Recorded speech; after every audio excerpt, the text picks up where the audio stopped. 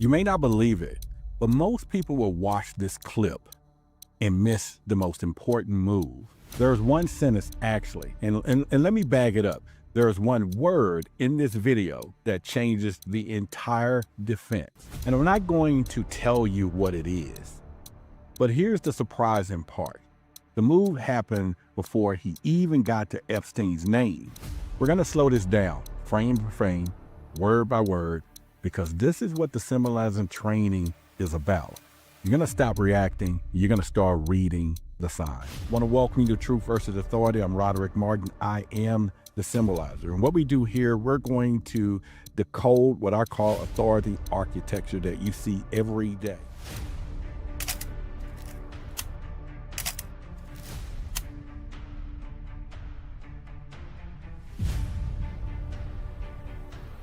I just finished testifying in front of the House Oversight Committee. I did it for two reasons. First, I love my country. Now, what you just heard, that's called a completion frame. He didn't open up with the victims. He didn't open up with Epstein. He opened with, I just finished testifying. Now, this is what changed everything. That word, finish, does something specific to the brain. Finish means done. Done means closure. Closure means move along. Nothing to see here. But here's the catch. We barely even started, and let me show you exactly what I'm talking about. I just finished testifying in front of the House Oversight Committee.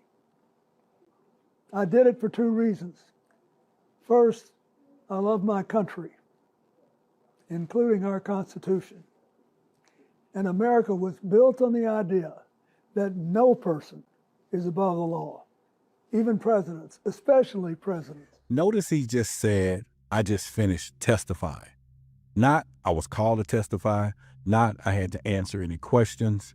Now, there's a lot of symbolism in this. And the word finish equals completion language. It signals the event is closed. It gives him ownership of the process before anyone can ask any questions. Now, I want you to think about this. Here's a perspective most people don't think about. The first narrative almost always become the permanent narrative. He didn't wait for someone else to frame this moment. He seized it. And that's not accidental, that's choreography. All right, so in the chat, I want you to think about this. What did you hear when you watched this the first time?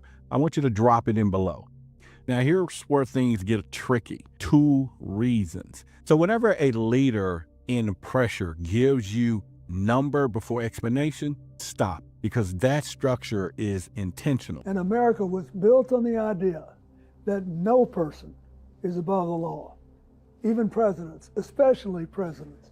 The second reason I was there is that the girls and women whose lives Jeffrey Epstein destroyed deserve not just justice, but healing. Two reasons, not five, not many, two. That's symmetry, and that symmetry feels complete to your brain. Now, here's another symbolism I want you to think about. A number justification equals structure innocence. Chaos scandals becomes order reasoning in one of those sentences. I want you to think about that for a minute. This might seem simple, but it's strategic. Simplicity disarms suspicion. Now, a number defense feels airtight when the facts are not airtight, right? I want you to think about how he did that. Now, I want you to watch what happens when patriotism enters the frame.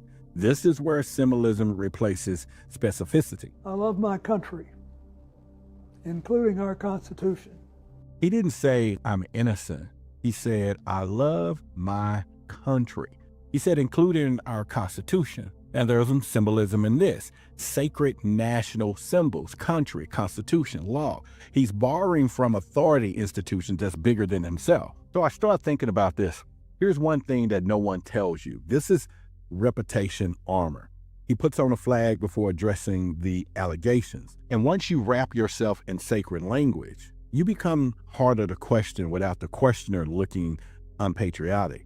Now, I want you to ask yourself, those of you in the chat, where else have you seen this move? I want you to drop a name, drop a clip. And America was built on the idea that no person is above the law, even presidents, especially presidents. Now listen closely to the repetition.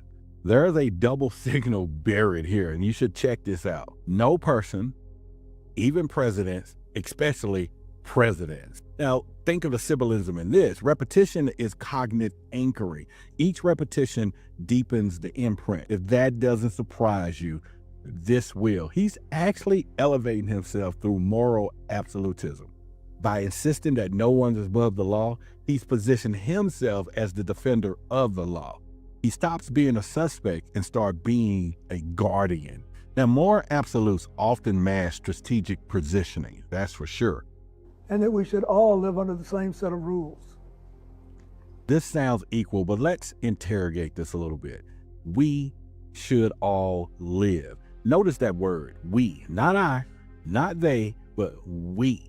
Now, there's a lot of symbolism in this because the collective pronoun dissolves the individual accountability. When you say we all, you spread the weight so thin that nobody's carrying it alone. Now, here's something I want you to think about for a minute.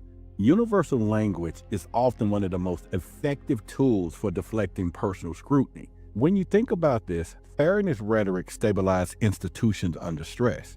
He's not defending himself, he's defending the idea of the system, and that makes the system defend him back. Now, here's something that he's doing. He's now shifting responsibility outward, and watch how the burden spreads.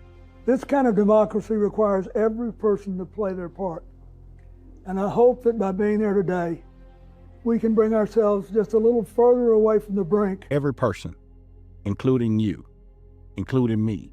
His testimony just became a civic ritual, not a criminal inquiry. Now, here's where we got to think about this. See, this investigation becomes democratic participation. Now, the target becomes patriot, genius, or calculated. It's just something for us to decide, but I'm not buying it. I'm not buying it at all. And listen, I think we should pause here because there's something deeper going on. Process talk can overshadow the true talk. See, when you make something sound like a procedure, it feels less like the problem. Now, this is where it gets really fascinating because when you think about crisis language that he just entered. And I hope that by being there today, we can bring ourselves just a little further away from the brink and back to being a country where we can disagree civilly and we can search for truth and justice, and that it outweighs the partisan urge to score points and create spectacle. This takes it from a whole different level, from the brink of what? He never says. He doesn't have to because he just kind of sending this signal. So when you think about the symbols or think about symbolism once again, crisis language is a powerful tool.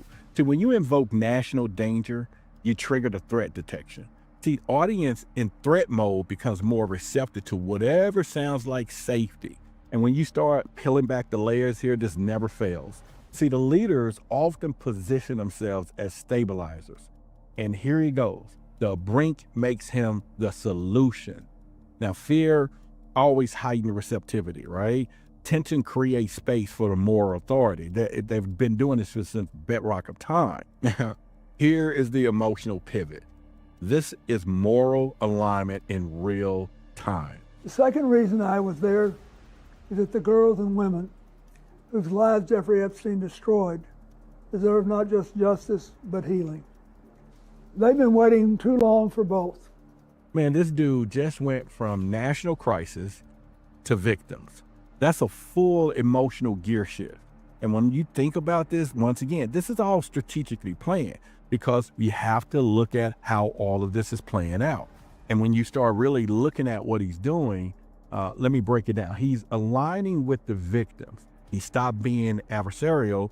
Empathy signals more character. He becomes the advocate and not the suspect. It's like he moved from over here to over here, and now he's on the same team. And this is not just him. This is happening with a lot of these elites that's showing up in these Epstein's files. And that's when I realized something huge. Compassion can function strategically without being fake. That's what makes it powerful to the code. See, I want you to notice something. He says justice and healing. Healing is forward. Forward means past, and past is the past. Now, here's the game plan, people. Here's what I want you to pay attention to, because see, one objective changes perception, and here's the minimization strategy. Though my brief acquaintance with Epstein ended years before his crimes came to light, and though I never witnessed during our limited interactions any indication with what was truly going on. Brief acquaintance. Think about the symbolism in that. Brief is doing what we consider the heavy lifting. See, duration becomes an innocent proxy. Short time, shallow involvement, but that's not how it works. Depth doesn't require duration. See, if I think back when I got started on this, here's what I wish I've known earlier about power language. See, the person who defines the relationship first wins the narrative. He didn't let someone else say his close friend Epstein. He locked in brief acquaintance before anyone else could reframe it. So I want you to think about this for a minute. Adjectives control narrative weight. And this one, he's doing a lot of lifting when you start thinking about this particular narrative. Now, check out where we're getting ready to go next. If you're old enough, you remember I had no sexual relations with this woman, and that meant something totally different, but it worked, right? As far as him at that time being, we're talking about the Monica Lewinsky stuff, if you go back onto that, and his verbiage back then. And he took the same playbook and put it into the plan again. So obviously still around the same people, because when you think about it, binary language that's just entered into this deal is what he just pulled off. And this is what we call the core denial. I know what I saw, and more importantly, what I didn't see. And I know what I did, and more importantly, what I didn't do. I saw nothing and I did nothing wrong. Now, here's the kicker. I want you to understand. He said, saw nothing, did nothing. Those 4 words are absolute. When you take a look at this, binary framing eliminates gray. And gray is where accountability lives. Absolute feels stronger when you think about the nuance with this, and even when nuance is the truth. See, there's a twist to this that most people miss. Notice he said, I know what I saw, I know what I did. See, vision and knowledge are not the same thing. You better believe that. See, the repetition anchors belief. Say it twice, and it starts to feel like testimony. So I want you to think about this for all of you in the chat right now. Can you spot the difference between what he said and what was claimed? I want you to drop your take in the chat right now. I see a lot of you talking, but go ahead and put it in the chat what you think about what he said and what he really meant by that. Now, what we're about to go into next, I don't really know if he thought that matters, but he thought that biography matters, his personal moral capital based on what we know about him. As someone who grew up in a home with domestic violence, not only would I not have flown on his plane if I had any inkling of what he was doing, I would have turned him in myself and led the call for justice for his crimes, not the sweetheart deal that we got. And watch how the past pain becomes the present shield. Right here in the middle of a congressional defense, he takes to his childhood. Come on, you can't get no better than this, right? Think about the autobiography as the character witness, personal trauma. Personal trauma, he's trying to straighten his credibility. And when you do this, it creates emotional context that logic can't dismantle. And where I'm going with this is stuff that I've learned over time after interviewing and talking with so many people. And when you're watching cases like this, emotional death strengthens the defense optics more than facts sometimes do it. So this is not accusations that I'm doing to this. It's an observation. And being the symbolizer, I'm not trying to point fingers at this dude. I'm just saying we're going to take a close look. I'm reading it. And so when you start thinking about it, we're in what we call hypothetical territory. And this is where the virtue in theory comes. Not only would I not have flown on his plane if I had any inkling of what he was doing, I would have turned him in myself and led the call for justice for his crimes. This is where even myself just said, you know what, hypocrisy has its limits here.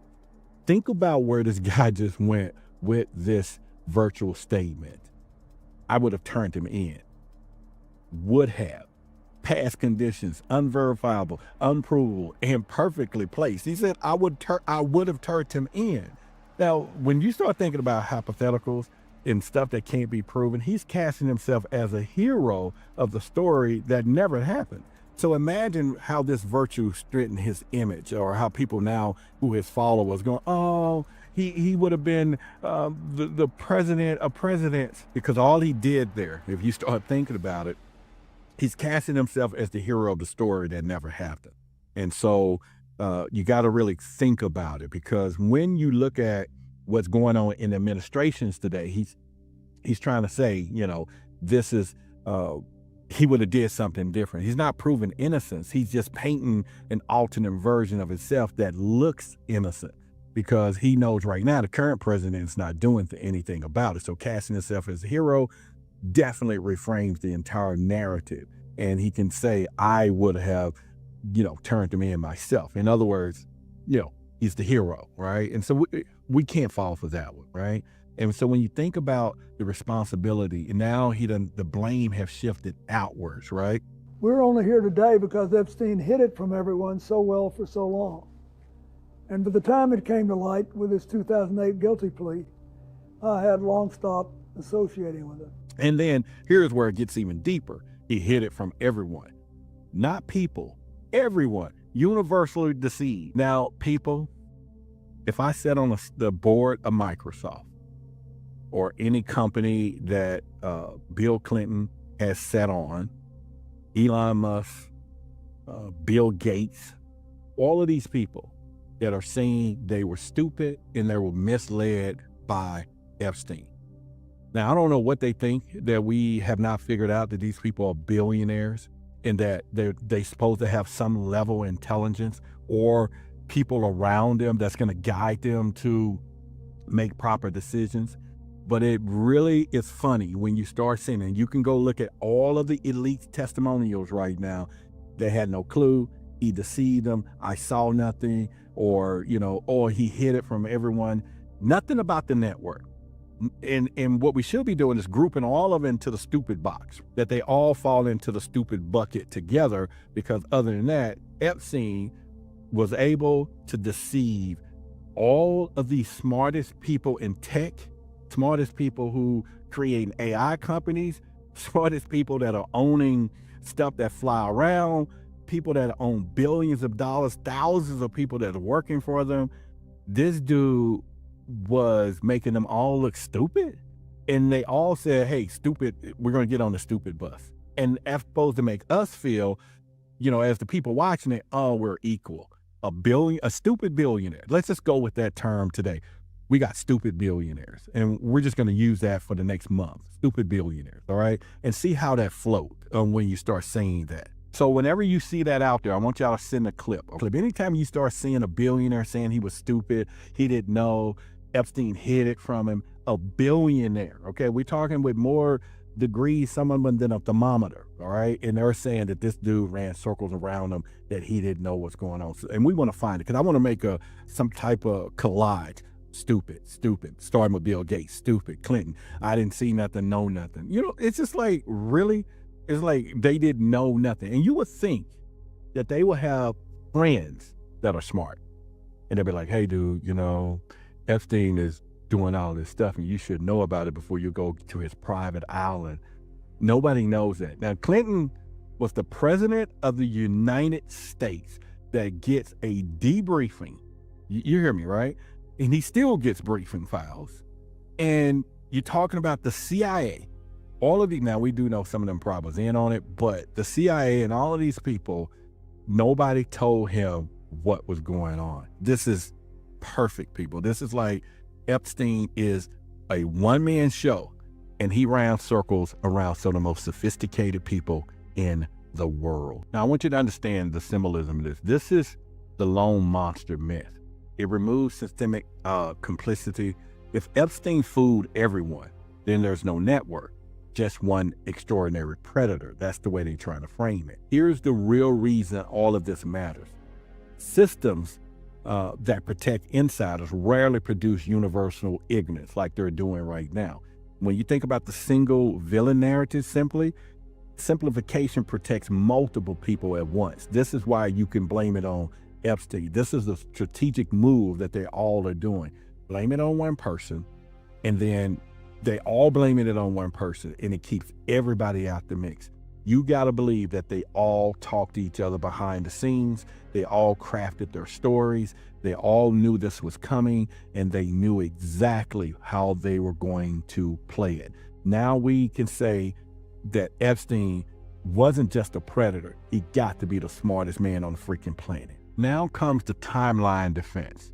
Dates are doing what we call the work here. And by the time it came to light with his 2008 guilty plea, I had long stopped associating with it. Now he said 2008, before the conviction. That date is what we call load bearing. That date, it has a lot of stuff in it. See, let me give you the symbolism in this. Time becomes the moral cutoff. The association ended before public exposure. This implies foresight without statement. I left before the lights came on. So if you look at this, he's trying to say chronologically is persuasive. Dates imply decisiveness, but the distance does not erase proximity, just like the photos are, right? He kept saying he was in these photos. The photos provide proximity, and they always do. Now you want to think about it, he's talking about transparency enters. Now this sounds really bold. I hope it will motivate the Justice Department to finally release all the files. Release all the files, all of them. Bold as public declaration. Release all the files. He ain't the president right now, right? Now you may sit here and think, oh, Bill Clinton is this. We already know we ain't gonna see the lights of all the files regardless. And don't get me wrong, he know that too. He knows that they're not going to release the files, but it doesn't keep him from saying it because it takes the reflection off of him. He can say it again, release all the files, like he would do it if he was president. Now, he was president, and they didn't do a lot of stuff. But just think about how it works. Release all the files. This is another stab at the current administration because he knows that the current administration is blocking the files. And so now it becomes partisan thing, you know, like Republican, Democrat. We don't care about none of that. And that's how they want to keep the chaos with us, keep us going back and forth like it's a political issue. Release all the files. They're all in it together. They all are the same. They all are one. But he is trying to say, okay, let's just throw this thing under the bus the way it is, in what I call a more symbolic fashion. See, calling for the release signals innocence. That's exactly what it is. This is psychological inversion. See, if I'm inviting scrutiny, I must have something to hide. Openness is what we call a persuasive theater. Like, I have nothing to hide. But don't forget, he knows they're not going to show it, right? So, but he could still say, you know, release all the files. Now, here's the game changer, though. Calling for scrutiny can preempt it, right? Think about it. Visibility reshapes suspicion. He doesn't want to be exposed. He definitely don't. He calls for exposure.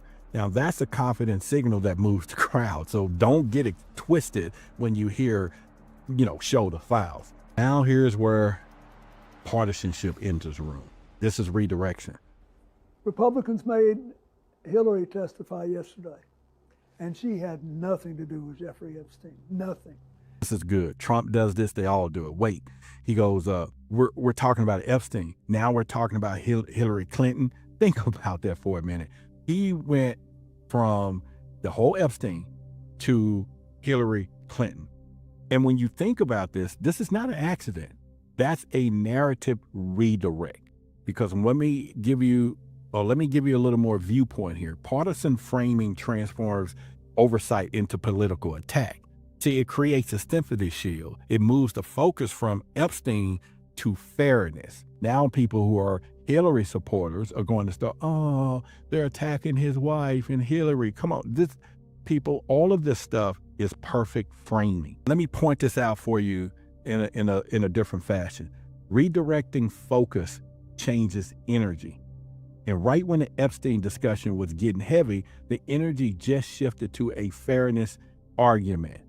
See, conflict reframing protects its image, and sympathy alters how the audience receives everything that follows. Petition signals pressure. Now listen to the doubling right here. I saw nothing and I did nothing. I want to say it slowly. Nothing. Nothing. See, when you think about cognitive anchoring through repetition, intensity signals importance. Emphasis can mask anxiety. So here's what you might not expect. What anxiety requires doubling. Certainty doesn't need a second run. And when someone repeats denial with more force than the first time, then me as a symbolizer, I'm asking why. So when I start going down this journey, Repetition strengthens the memory and it closes the door on the follow-up. Now, this is what I thought was interesting. This is what I call the moral close. We end in virtue. And to ensure that this never happens again. The survivors deserve that. This is really crazy because the entire arc, duty, patriotism, empathy, denial, transparency, and now we have a moral close. That's complete radical structure. From the first word to the last is architecturally designed, is what I've been saying. So I want you to follow along with me here as we get into the close of this. And then on the survivors equal future orientation. Future talk reduces the past intensity. See, moral closure stabilizes the perception that they're trying to do. And here's the real reason why this matters. See, authority choreographs exits carefully. Where you end determines where people remember. You got to remember that. So he doesn't close on denial. He closes on victims, and that's the emotional residue he wants to carry out the room. So let me give you a recap of what we're talking about here. And this is something that I want you all to kind of pay, and you can get your pen and paper out. So here's what I think a lot of people missed in this testimony. And I'm just going to go down a quick list for you. Number one, he never once said, I'm innocent directly. He didn't have to. Number two, he opened with completion. I just finished. And that's ownership from the second one, if you think about it. In the next one, he numbered his reason. Chaos always begins with order, and always pay attention to that. Then he wrapped in the flag before addressing the scandal. I mean, perfect, right? That's a perfect covering. Then he declared that no one's above the law, which elevated him above suspicion, right? And by the way, it took a jab at the current president because, you know, we all kept saying he's doing stuff that he thinks he's above the law. And then this is where it gets a little funny here. He used the word we and everyone to dissolve the individual focus. And then he went brief acquaintance, minimization, like I don't even know him that well. And he said nothing twice. That's a double denial, okay, when you start thinking about that. Then he went for the okie doke. He called for the files, preempted transparency, because he know they're not going to come out. And then he closed moral residue.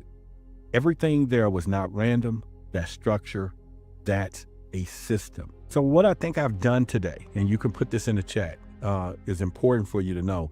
You now have a framework for reading any statements like this.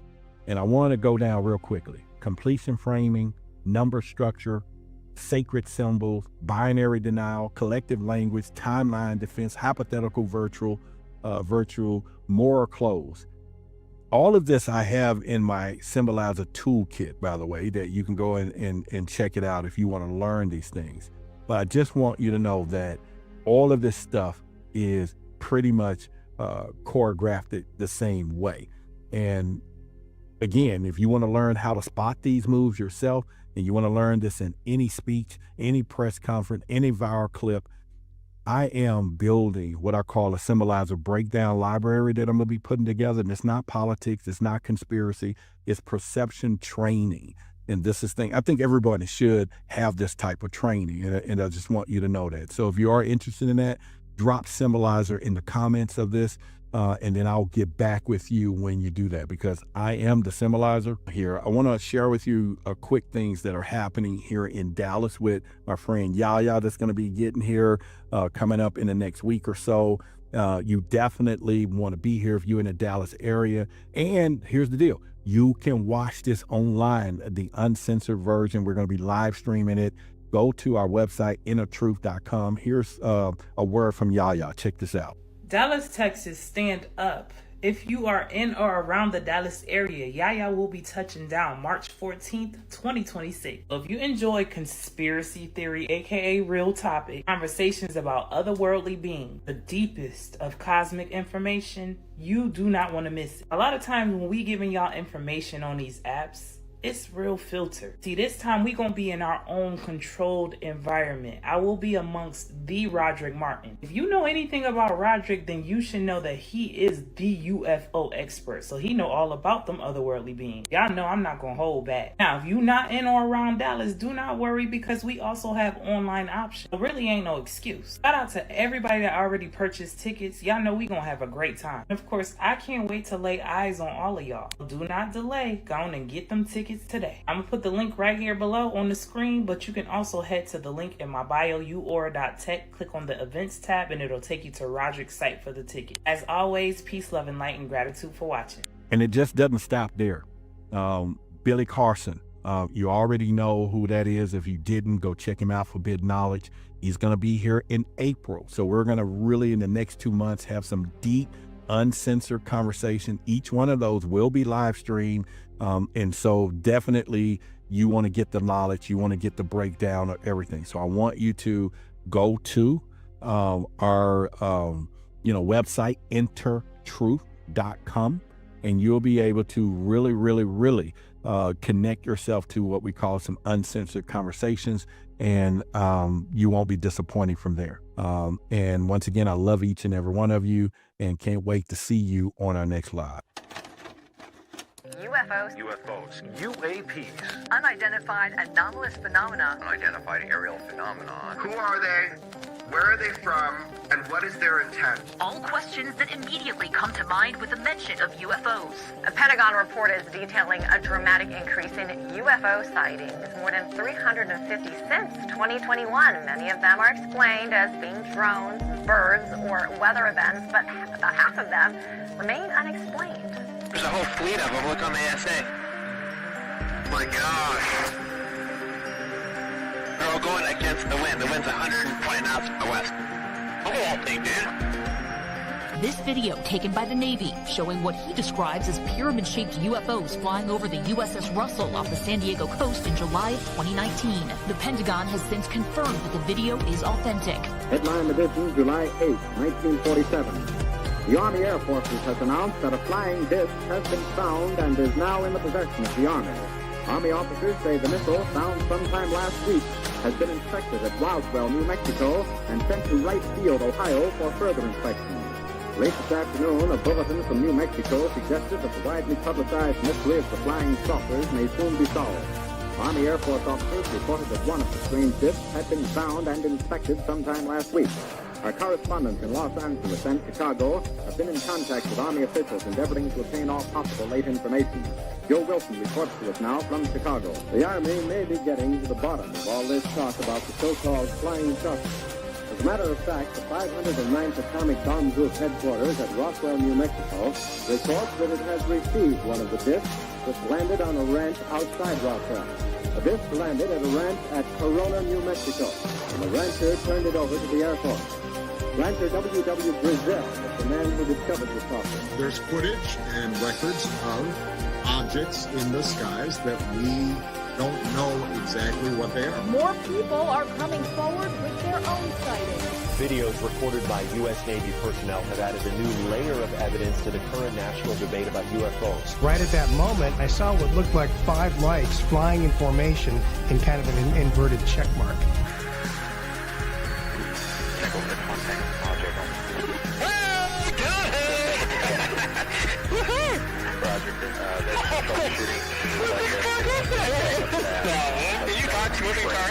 The NASA independent study team did not find any evidence that UAP have an extraterrestrial origin. We don't know what these UAP are. The mysterious flying objects are still a mystery. NASA will continue investigating them and has appointed a director of UAP research. Technology that we faced was far superior than anything that we had.